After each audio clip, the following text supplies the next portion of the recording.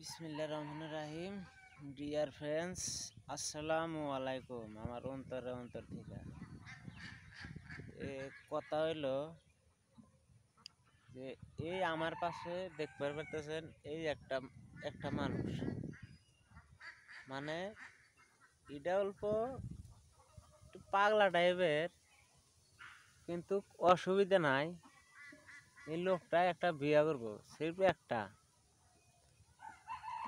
এই বিয়াটা মোটামুটি ধরেন যে তাও ম্যাক্সিমাম আপনার বয়স তাও মোটামুটি 27-28 হয়েছে না গো? হ্যাঁ, এই ফেলে চান আসেন না, তাহলে তো বিশ্বাস যাবো না যে আপনি বিয়া করবেন হতে করে। হ্যাঁ, তে আর বেশি গল্প টল্প করে হাম না, যা কম সব জিনিয়ান কথা কমু, সব সত্য কথা কমু। তাতে আপনাদের যদি ভালো লাগে শেয়ার মাইরে দিয়েন, যাতে এই বিচার ধরেন। আর একটা কথা কতি ধরেন হাদিস কেমন আসা গেল,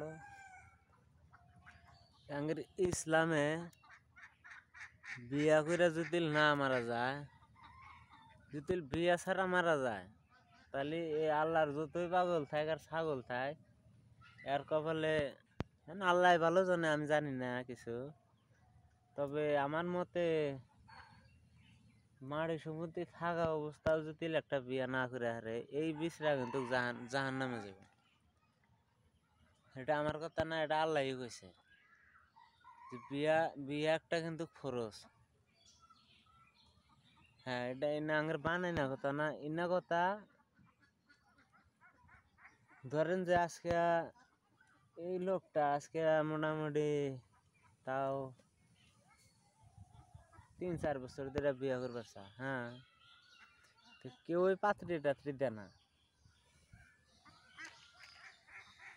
এই যে এটা যদি কইছেন এটা মোবাইলের কাভার, তা বিশ্বাস করে না, মানে বিষয়বস্তুটা নাই খাই।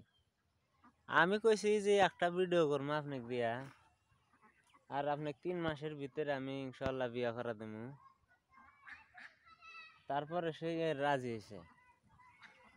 কথা হইলো একটা, ধরেন সোশ্যাল মিডিয়ায় কিভাবে কথা কওয়া লাগে ওটা আমরা জানি না। যদি কোনো ভুল টুল ওয়া থাকে কথার মধ্যে, তাহলে অল্প ক্ষমার দৃষ্টিতে দেখবেন আপনারা। আর এই লোকটাকে অল্প বিয়া করার ব্যবস্থা করে দেন। আপনাদের একবারে গণতর অনুরোধ রইল আমার অন্তর থেকে। আপনি যদি কিছু কন একটু হাতটা একটু ই করেন, জোরাত করেন, যাতে একটা যাতে শিয়ার দেন। দেন